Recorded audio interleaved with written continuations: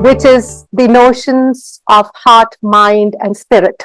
And it's such an integral part of their consciousness and existence that they understand humanity and then the mystery of it through finding beauty in imperfections and brokenness. And I was sitting there and I remember rolling my eyes a little bit and hoping she hadn't seen it, thinking like, here we are talking about brokenness again, because to me, really, in my inner scene, it's a cry for pity. It stands for weakness. I even see a person maybe crushed by emotional wounds or torn in spirit.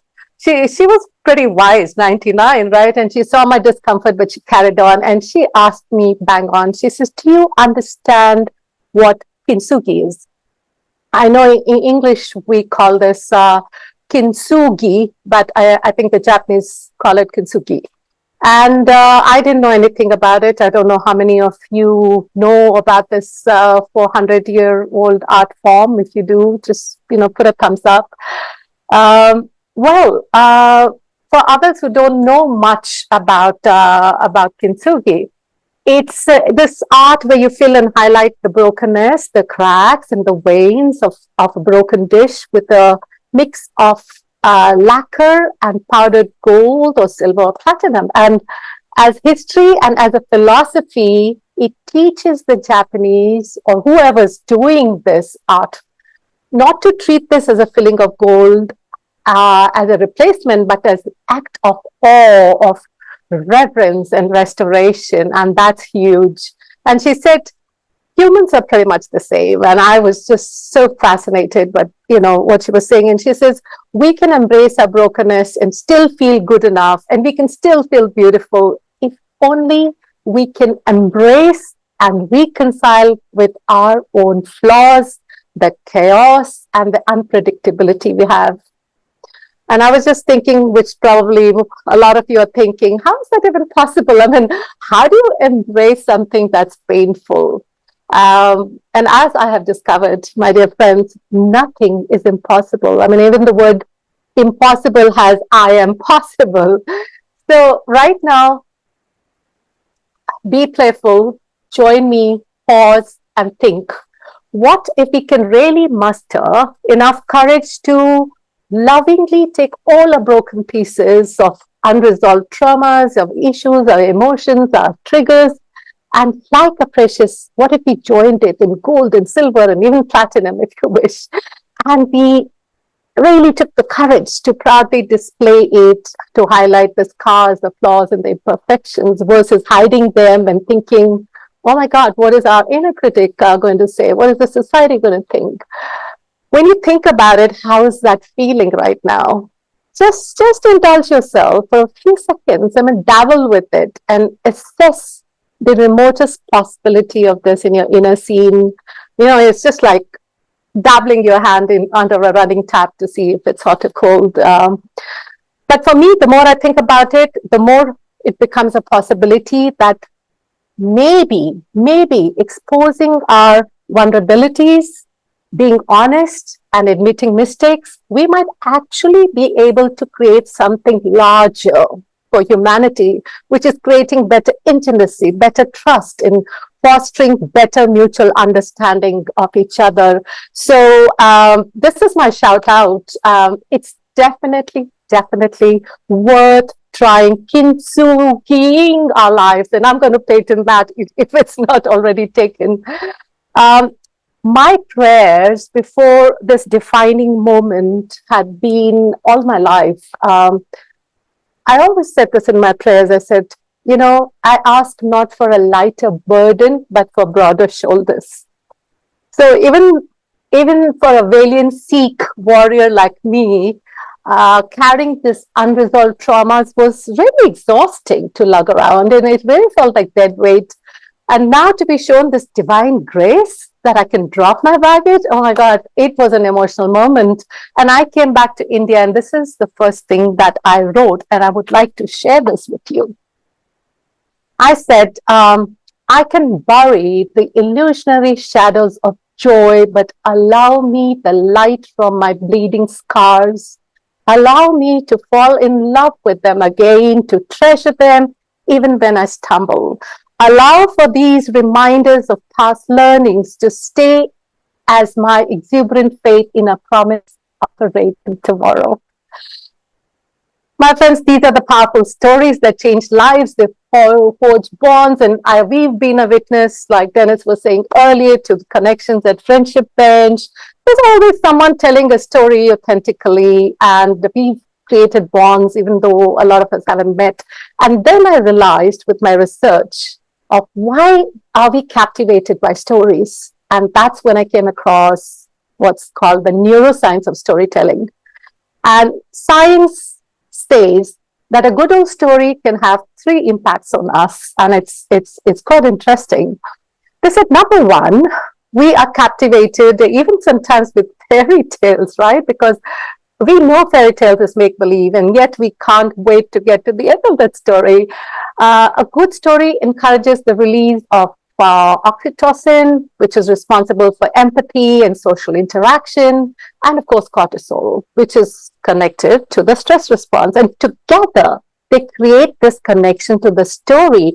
And the story is so, it's so strong that sometimes it can induce us to, join a movement or donate to a cause.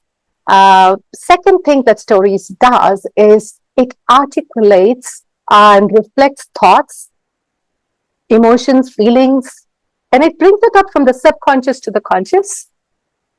And according to psychologists, listening to these stories lends us a narrative identity, and it allows us to relate ourselves to the world we live in. Now, the third extremely powerful thing, which is my DNA, and I know that a lot of you believe that listening to stories is cathartic and it heals. Now, Renda Dion, she's a clinical psychologist and a member of the Turtle Mountain Band of Chippewa Indians, and she says listening to stories means that you are present with yourself and the audience, and this creates so many healing pathways out of the dark, painful forest of trauma, illness, and grief. I have studied. We've had these conversations, and whenever we've had talk shows, and I've always shared, and I've loved learning. I have studied with many evolved masters, and after weeks of meditating in dark caves in the Himalayas, my biggest realization is that healing is a personal responsibility.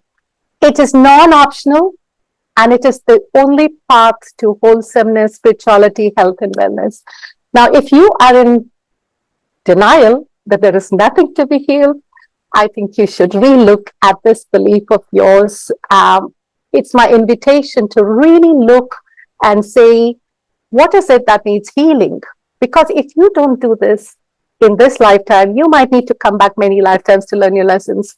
So the real fact is all traumas need healing, whether it's sexual assault or whether it's a divorce or legal issues or just bullying. Anything that does not allow you to be wholesome needs healing. And once we are on a healing path, we can offer this wholesomeness to the collective consciousness of the world. And God knows that it is needed now more than ever to heal loss of lives and natural and man-made disasters. But the thing to reflect here is, are you ready to be healed? Because whoever said healing is loving and easy, I think they were lying. And I really want to burst this myth today, because healing means reopening of all wounds. Healing means killing your illusions. And it means you have to have this very courageous confrontation with your emotional pain. And you need courage, you need compassion, you need grace, and you need perseverance. Just imagine, you'll have hidden tigers, and you have crouching dragons, and you have bleeding banshees that will spring up when you start this journey. Now, the big question, to heal or not to heal, is a spin on to be or not to be. So these stories that we tell ourselves could be two kinds. We spin two stories. One could be of redemption and one could be of contamination. And both of these define how you show up in life.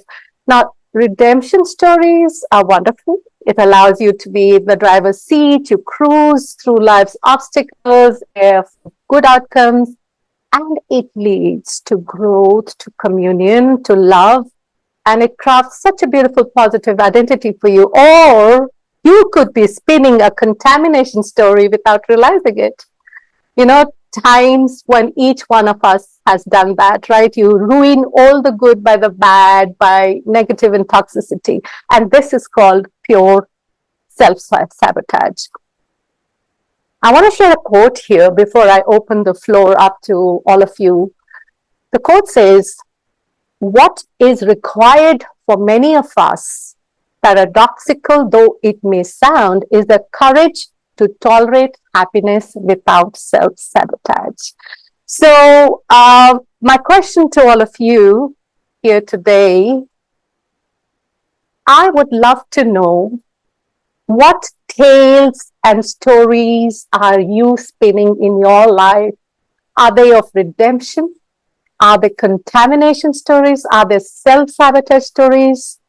And what stories come up for you that have shifted you from dark spaces to a journey of healing, light, growth, and love? Because till you dissolve, and absolve what needs to be healed, you cannot go to a space of light.